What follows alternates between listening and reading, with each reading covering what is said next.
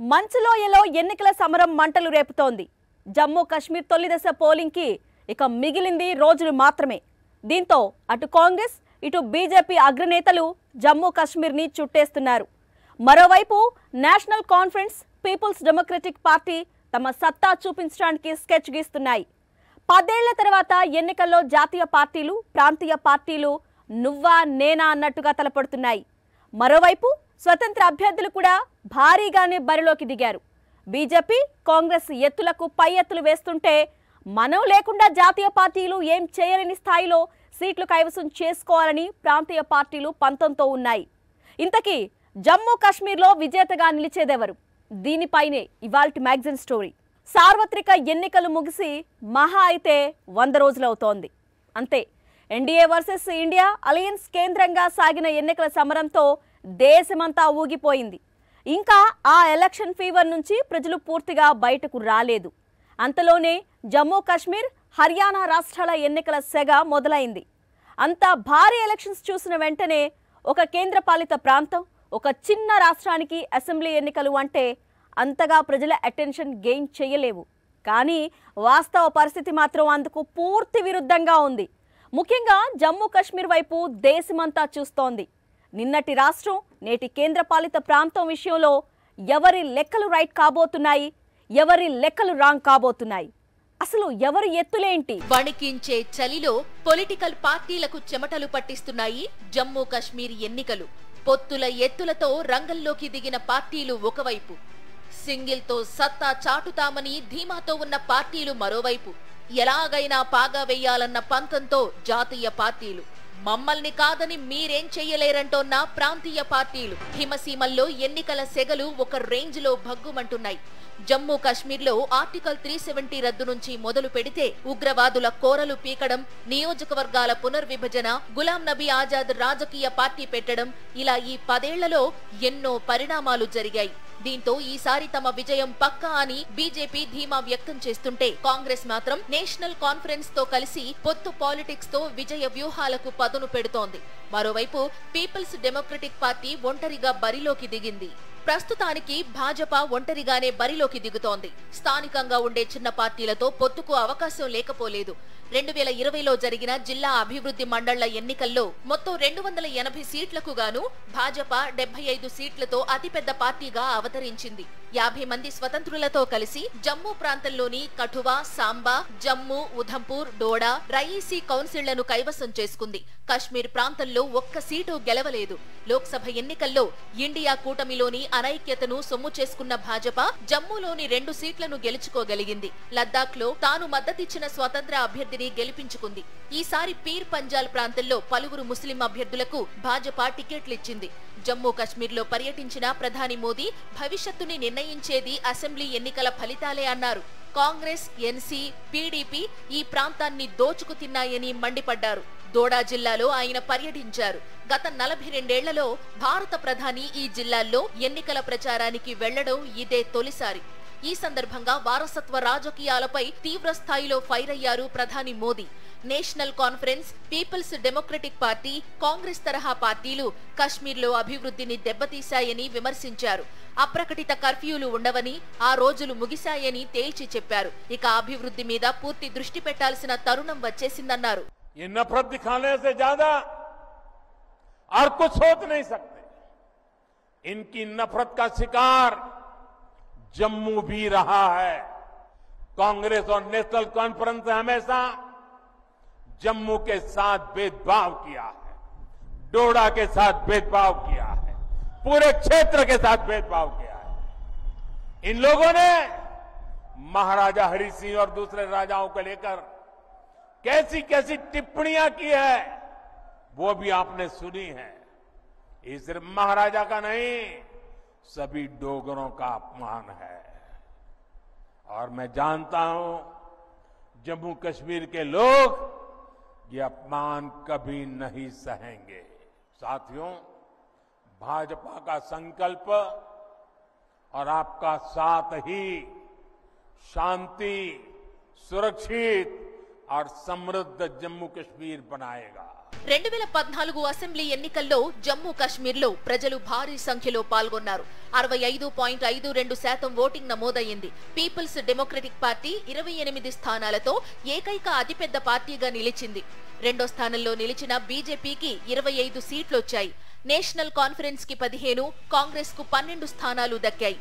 ఏ పార్టీకి మెజారిటీ రాకపోవడంతో చివరికి బీజేపీ మద్దతుతో పీడీపీ ప్రభుత్వాన్ని ఏర్పాటు చేసింది. అలా సంకీర్ణ సర్కార్ ఏర్పడింది. కానీ విభేదాల నేపథ్యంలో 2018లో బీజేపీ మద్దతు ఉపసంహరించడంతో ఆ సర్కార్ కుప్పకూలింది. ఈసారి కాంగ్రెస్ ఫరూక్ అబ్దుల్లా నేతృత్వంలోని నేషనల్ కాన్ఫరెన్స్ పొత్తు కుదుర్చుకుని రంగంలోకి దిగుతున్నాయి. ఇందులో భాగంగా 51 స్థానాల్లో ఎన్సీ, 32 చోట్ల కాంగ్రెస్ పోటీ చేస్తున్నాయి. సిపిఎం, ప్యాంథర్స్ పార్టీలకు ఒక్కో స్థానం చొప్పున కేటాయించాయి. మిగతా 5 చోట్ల ఎన్సీ, కాంగ్రెస్ స్నేహపూర్వక పోటీకి దిగాయి. లోక్సభ ఎన్నికల్లో కలిసి పోటీ చేయడంలో ఇండియా కూటమి పార్టీలు విఫలమయ్యాయి. సీట్ల విషయంలో పీట ముడిపడడంతో పీడీపీ వేరుగా బరిలోకి దిగుతోంది. డీడీసీ ఎన్నికల్లో కలిసి పోటీ చేయడంతో 110 సీట్లను ఇండియా కూటమి గెలుచుకుంది. లోక్సభ ఎన్నికల్లో పోటీ చేసిన ఎన్సీ నేత ఒమర్ అబ్దుల్లా, పీడీపీ అధినేత మెహబూబా ముఫ్తీ ఓడిపోయారు. విడిగా పోటీ చేస్తే ఓడిపోతామని భావించిన ఎన్సీ పొత్తుకే మొగ్గు చూపింది. తమ ఎజెండాకు అంగీకరిస్తే ఇండియా కూటమితో పొత్తుకు సిద్ధమవుతున్న పీడీపీ అది కుదరకపోవడంతో ఒంటరిగానే బరిలోకి దిగుతోంది. నేషనల్ కాన్ఫరెన్స్ తరహాలోనే ఆర్టికల్ 370 పునరుద్ధరణ, రాష్ట్ర హోదా సాధన అంశాలపై ఆ పార్టీ దృష్టి పెట్టింది. జమ్మూ మీద బీజేపీ స్పెషల్ ఫోకస్ పెట్టింది. ఇప్పటికే కేంద్ర మంత్రి కిషన్ రెడ్డి జమ్మూ కశ్మీర్ బాధ్యతలు చూస్తున్నారు. ఇప్పుడు ఆయనకి రామ్ మాధవ్ తోడయ్యారు. నిజానికి రామ్ మాధవ్ కొన్నాళ్లుగా బీజేపీ కార్యకలాపాలకు దూరంగానే ఉన్నారు. అయినా ఇప్పుడు బీజేపీ మళ్లీ ఆయన్ని వెనక్కు పిలిపించింది. 2014 ఎన్నికల్లో పీడీపీ కలిసి ప్రభుత్వాన్ని ఏర్పాటు చేసే క్రమంలో రామ్ మాధవ్ కీలకంగా వ్యవహరించారు. అలానే జమ్మూ కశ్మీర్ అంతటా ఆయనకు బలమైన పరిచయాలున్నాయి. ఎన్నికల వ్యూహరచన కోసమే కాదు, ఎన్నికల ఫలితాల్లో మెజారిటీ రాని పక్షంలో అప్పుడు కూడా రామ్ మాధవ్ చక్రం తిప్పుతారన్నది కమలనాథుల ఎత్తుగడగా పరిశీలకులు విశ్లేషిస్తున్నారు.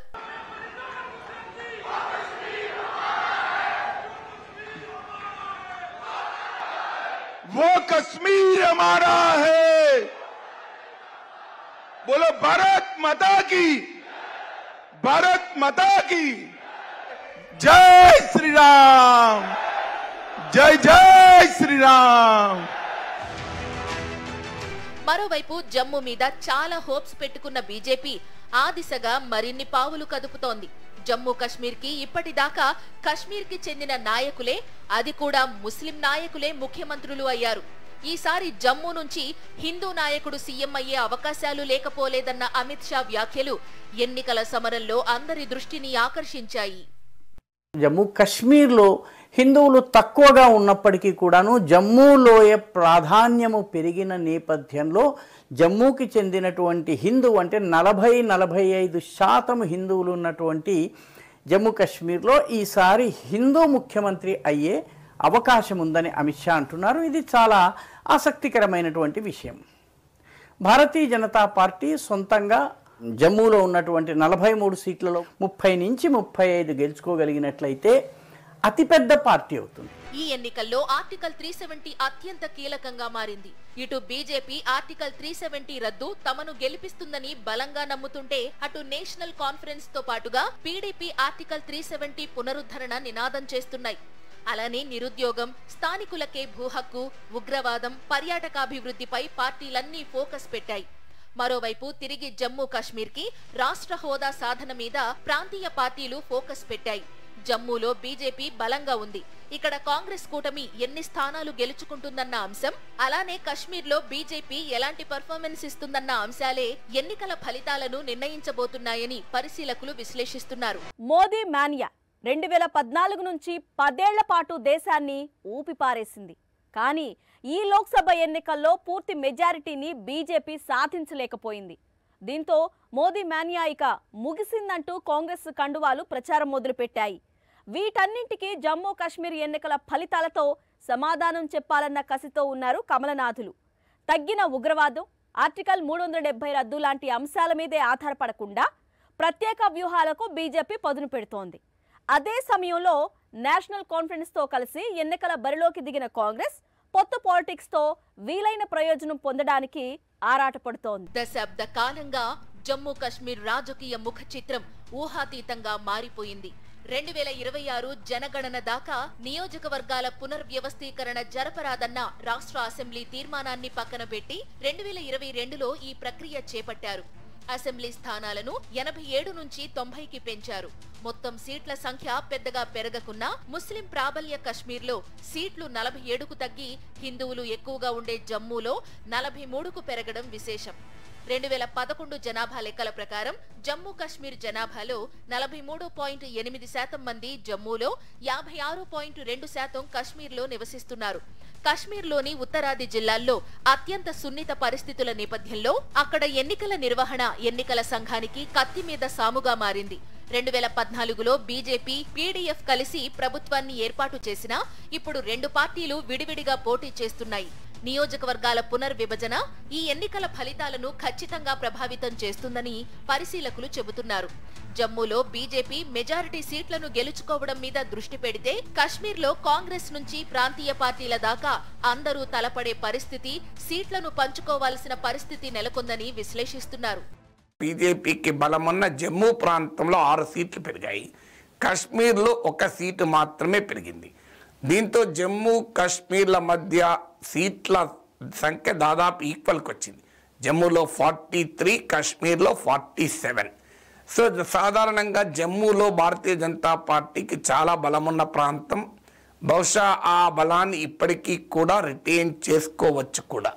ఎందుకంటే జమ్మూ అనేది డెమోగ్రఫిక్గా తీసుకున్నప్పుడు హిందూ మెజారిటీ ప్రాంతం, కాశ్మీర్ అనేది ముస్లిం మెజారిటీ ప్రాంతం. అఫ్కోర్స్ ఆయా జిల్లాల్లో బ్లాకుల్లో తేడా ఉండొచ్చు పాపులేషన్ డెమోగ్రఫీలో, కానీ ఓవరాల్గా చూసుకున్నప్పుడు అందువల్ల బీజేపీ అంచనా ఏంటంటే జమ్మూలో అత్యధిక సీట్లు తెచ్చుకుంటాం, కాశ్మీర్ ఏమో స్ప్లిట్ అయిపోతుంది, ఫ్రాగ్మెంట్ అయిపోతుంది. ఎందుకంటే కాశ్మీర్ పొలిటికల్ సిస్టమ్ పూర్తిగా ఫ్రాగ్మెంటెడ్. నేషనల్ కాన్ఫరెన్స్ ఉంది, పీడీపీ ఉంది, కాంగ్రెస్ ఉంది. ఇటీవల సెపరేటిస్టులు కూడా ఎన్నికల్లో పాల్గొంటామంటే ఇటీవల పార్లమెంట్ ఎన్నికల్లో పాల్గొన్నాడు ఇంజనీర్ రషీద్. బారాముల్లా సీట్ నుంచి గెలిచాడు. ఆ లోక్సభ సెగ్మెంట్లో 18 అసెంబ్లీ సెగ్మెంట్స్ ఉంటే 15 అసెంబ్లీ సెగ్మెంట్స్లో ఇంజనీర్ రషీద్కి మెజారిటీ కూడా వచ్చింది. అంటే అందువల్ల ఆయన పార్టీ ఉంటుంది. ఇప్పుడు జమ్మూ కాశ్మీర్ కు రాష్ట్ర హోదాను, ఆ ప్రాంతానికి ప్రత్యేక ప్రతిపత్తి కల్పిస్తున్న ఆర్టికల్ 370ని రద్దు చేశాక జరుగుతున్న తొలి ఎన్నికలివి. దాంతో ఫలితాలపై అందరి దృష్టి నెలకొని ఉంది. కాంగ్రెస్ మాజీ దిగ్గజం గులాం నబీ ఆజాద్, టీపీఏపీతో పాటు పీపుల్స్ కాన్ఫరెన్స్, అప్నీ పార్టీ వంటి కొత్త రాజకీయ పక్షాలు పుట్టుకొచ్చాయి. నియోజకవర్గాల పునర్వ్యవస్థీకరణ ద్వారా పెరిగిన అసెంబ్లీ స్థానాలు 3. నిజానికి 3 అసెంబ్లీ స్థానాలు పెరగడాన్ని పెద్ద పెరుగుదలగా చూడలేం. కానీ ముస్లిం మెజారిటీ కశ్మీర్తో పోలిస్తే హిందూ ప్రాబల్య జమ్మూ ప్రాంతంలో ఎక్కువ సీట్లు పెరిగేలా మోదీ సర్కార్ జాగ్రత్త పడింది. దీంతో నియోజకవర్గాల పునర్వ్యవస్థీకరణ బీజేపీకి ఎంతవరకు లాభిస్తుందన్నది ఆసక్తికరంగా మారింది. రిజర్వేషన్లు కూడా జమ్మూ కాశ్మీర్ ఎన్నికల ఫలితాలను బాగా ప్రభావితం చేయనున్నాయి. 90 అసెంబ్లీ స్థానాల్లో 9 ఎస్సీలకు, 7 ఎస్టీలకు రిజర్వ్ చేశారు. దీంతో జమ్మూ కాశ్మీర్ రాజకీయాల్లో కీలక పాత్ర పోషించే గుజ్జర్లు, పహారీ తదితర సామాజిక వర్గాల ప్రాధాన్యం మరింత పెరిగింది.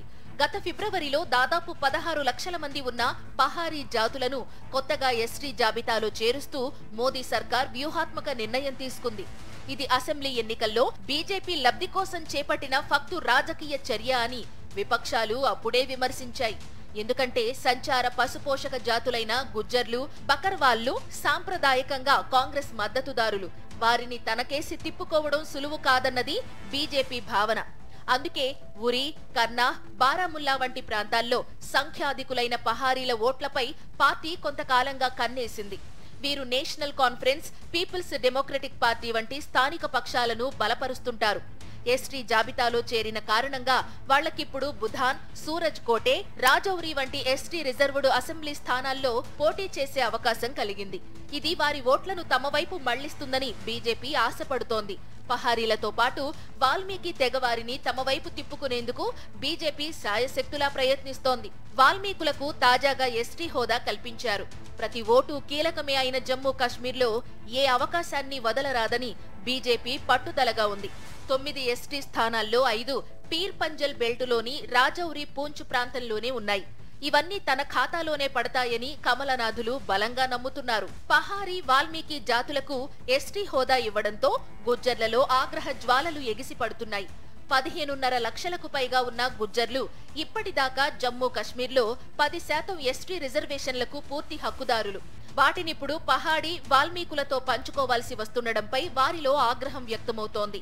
అలాగని ఈ వర్గాలు నమ్ముకున్న కాంగ్రెస్ కూడా 16 లక్షల జనాభా ఉన్న పహారీ వాల్మీకులను కాదని గుజ్జర్లకు మద్దతుగా పూర్తి స్థాయిలో గళం విప్పే పరిస్థితుల్లో లేదు. మారిన రిజర్వేషన్ల అనంతరం జమ్మూ కశ్మీర్ రాజకీయాలపై ఎస్సీ ఎస్టీల ప్రభావం బలంగా ఉండనుంది.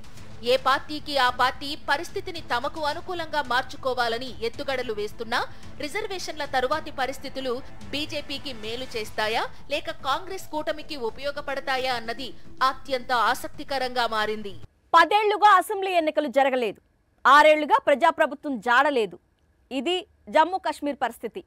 ఈ ఎన్నికల్లో ఫలితాల ప్రభావం కేవలం మంచులోయకు పరిమితం కాదు, రాబోయే రోజుల్లో దేశ రాజకీయాల మీద ఎఫెక్ట్ చూపించనున్నాయి. ఎప్పటిదాకో దేనికి అతి త్వరలోనే జరగబోయే కీలక రాష్ట్రాల అసెంబ్లీ ఎన్నికలను ప్రభావితం చేయనున్నాయి. అందుకే బీజేపీ వర్సెస్ కాంగ్రెస్ ఎపిసోడ్ మరోసారి మొదలైంది. నువ్వా నేనా అన్నట్లుగా ఇరు పార్టీలు ఎలక్షన్ వార్లో తలపడుతున్నాయి. హర్యానాలో గెలుపు గుర్రం ఎక్కడానికి కాంగ్రెస్ బీజేపీ తీవ్ర పోరాటం చేస్తున్నా దేశ ప్రజల దృష్టి మాత్రం జమ్మూ కాశ్మీర్ మీదే ఉంది. జమ్మూ కాశ్మీర్లో పూర్తి మెజారిటీ సాధించలేకపోతే ఏం చెయ్యాలన్న దానిపై కూడా ఇప్పటికే బీజేపీ ఫోకస్ పెట్టింది. ఆ క్రమంలోనే రామ్ మాధవ్ ని జమ్మూ కాశ్మీర్ కి పంపించిందని పరిశీలకులు విశ్లేషిస్తున్నారు. అదే సమయంలో గెలుపుపై బీజేపీ పూర్తి ధీమాతో ఉంది. ఆర్టికల్ 370 రద్దు నిర్ణయం ఎవరూ ఊహించని విధంగా తమను గెలిపిస్తుందని కమలనాథులు బలంగా చెబుతున్నారు. ఆర్టికల్ 370 రద్దు చేసిన తరువాత జమ్మూ కాశ్మీర్లో చాలా మార్పులే వచ్చాయి. ఆర్టికల్ 370 రద్దు అనేది మోదీ పాలనలో తీసుకున్న కీలక నిర్ణయాల్లో ఒకటి. ఆర్టికల్ 370 జమ్మూ కాశ్మీర్ కు ప్రత్యేక ప్రతిపత్తిని కల్పించే భారత రాజ్యాంగంలో ఒక నిబంధన. దీని ద్వారా జమ్మూ కాశ్మీర్ కు భారత రాజ్యాంగం పరిమితంగా వర్తించింది. భారతదేశం రాష్ట్రాల యూనియన్ అని చెప్పే ఆర్టికల్ 1 మినహా జమ్మూ కాశ్మీర్ కు మరే ఇతర ఆర్టికల్ వర్తించదు. జమ్మూ కాశ్మీర్ కి ప్రత్యేక రాజ్యాంగం ఉంది. రాజ్యాంగంలోని ఏదైనా భాగాన్ని కొన్ని మార్పులతో రాష్ట్రానికి వర్తించేలా చేసే అధికారం భారత రాష్ట్రపతికి ఉంది. అయితే దీనికి రాష్ట్ర ప్రభుత్వ అనుమతి తప్పనిసరి. జమ్మూ కాశ్మీర్ కోసం రక్షణ, విదేశాంగ అంశాల్లో, కమ్యూనికేషన్ విషయంలో మాత్రమే పార్లమెంటుకు చట్టాలు చేసే హక్కు ఉంది. అయితే ఈ ఆర్టికల్ సవరణకు కూడా పరిమితులున్నాయి. జమ్మూ కాశ్మీర్ రాజ్యాంగ సభ సమ్మతితో రాష్ట్రపతి మాత్రమే ఈ నిబంధనను సవరించగలరని పేర్కొంది. అయితే ఆర్టికల్ 370 తాత్కాలిక నిబంధన మాత్రమేనని మొదటి నుంచి చెబుతూ వస్తోంది బీజేపీ. సుప్రీంకోర్టులోనూ మోదీ సర్కార్ అదే వాదన వినిపించింది. రాజ్యాంగ సభ రద్దయినందున శాసనసభ ఆ స్థానాన్ని పొందాలి, లేకుంటే నిబంధనను ఎప్పటికీ సవరించలేరని స్పష్టం చేసింది. ఈ మార్పు జమ్మూ కాశ్మీర్ను పూర్తిగా భారత్లో విలీనం చేసిందని కేంద్రం పేర్కొంది. భారత రాజ్యాంగం పూర్తిగా వర్తించనందున జమ్మూ కాశ్మీర్ ప్రజలపై వివక్ష ఉందని కేంద్రం వాదించింది. ఆర్టికల్ 370 రద్దు తరువాత జమ్మూ కాశ్మీరుల్లో చాలా మార్పు వచ్చింది. ఉగ్రవాదం బాగా తగ్గింది, అభివృద్ధి కనిపిస్తోంది, టూరిజం పెరిగింది, శాంతి భద్రతలు మెరుగయ్యాయి, పెట్టుబడులు మొదలయ్యాయి. అక్కడి దాకా దేనికి అత్యంత ప్రతిష్టాత్మకమైన ప్రపంచ స్థాయి సదస్సుల్లో ఒకటైన G20 సదస్సుకి 2023లో జమ్మూ కాశ్మీర్ ఆతిథ్యం ఇచ్చింది. ఇది పాకిస్తాన్కి భారీ షాక్. ఈ పరిణామాలన్నీ తమకు విజయాన్ని అందిస్తాయని బీజేపీ భావిస్తోంది. జమ్మూ కాశ్మీర్లో ప్రశాంత వాతావరణం ఏర్పడిందని, ఉగ్రవాదులను ఏరివేశామని బీజేపీ చెబుతోంది. అయితే కాంగ్రెస్ మాత్రం బీజేపీ బలంగా ఉన్న జమ్మూ ప్రాంతం వైపే వేలు చూపిస్తోంది. నిజానికి కశ్మీర్ లోయలో ఉగ్రవాద కార్యకలాపాలు తగ్గాయి. కానీ పెద్దగా ఉగ్రవాద ఘటనల జాడలేని జమ్మూ ప్రాంతంలో మాత్రం టెర్రరిస్ట్ అటాక్స్ జరుగుతున్నాయి. బీజేపీ జమ్మూ కాశ్మీర్లో ఎంత ప్రశాంత వాతావరణం నెలకొల్పిందో తెలియాలంటే జమ్మూకి వెళితే చాలని కాంగ్రెస్, నేషనల్ కాన్ఫరెన్స్ విమర్శిస్తున్నాయి. అటు కమలనాథులు, ఇటు కాంగ్రెస్ కూడా హిమసీమలో విజయం తమదే అంటున్నారు. ఇక హర్యానాలో కాంగ్రెస్ ముందంజలో ఉన్న ఓబీసీ ఓట్ల మీద నమ్మకం పెట్టుకున్న బీజేపీ తమకు హ్యాట్రిక్ విజయం ఖాయమంటోంది. లోక్సభ ఎన్నికల్లో ఆమ్ ఆద్మీతో పొత్తు పెట్టుకుంది కాంగ్రెస్. కానీ ఆమ్ ఆద్మీ ఒక్క ఎంపీ స్థానంలో కూడా విజయం సాధించలేకపోయింది. దీంతో ఈ అసెంబ్లీ ఎన్నికల్లో ఆమ్ ఆద్మీని కూడా పక్కన పెట్టి ఒంటరిగానే బరిలోకి దిగింది కాంగ్రెస్. జమ్మూ కశ్మీర్, హర్యానా ఎన్నికలు అయిన వెంటనే మహారాష్ట్ర, జార్ఖండ్ అసెంబ్లీ ఎన్నికలు జరగనున్నాయి. ఈ ఎన్నికల్లో బీజేపీ అధికారాన్ని అందుకోలేకపోతే మోదీ మేనియా లేనే లేదని కాంగ్రెస్ బలంగా ప్రచారం చేస్తుంది. మహారాష్ట్ర ఎన్నికలపై కూడా ఈ ప్రభావం ఖచ్చితంగా ఉంటుంది. మోదీకి ధీటైన నాయకుడుగా రాహుల్ గాంధీ బలంగా తన ఉనికిని చాటుకోవడం మొదలు పెడతారని పరిశీలకులు విశ్లేషిస్తున్నారు. అలానే బీజేపీ విజయం సాధిస్తే మోదీ మేనియా మహారాష్ట్ర ఎన్నికలను ప్రభావితం చేస్తుంది. దూకుడుగా రాజకీయం చేయడంలో కాంగ్రెస్ మరింత కసరత్తు చేయక తప్పదు. ఈ నేపథ్యంలోనే జమ్మూ కాశ్మీర్ ఎన్నికలు దేశం మొత్తం దృష్టిని ఆకర్షిస్తున్నాయి. ఇది వాల్టి మ్యాగజైన్ స్టోరీ.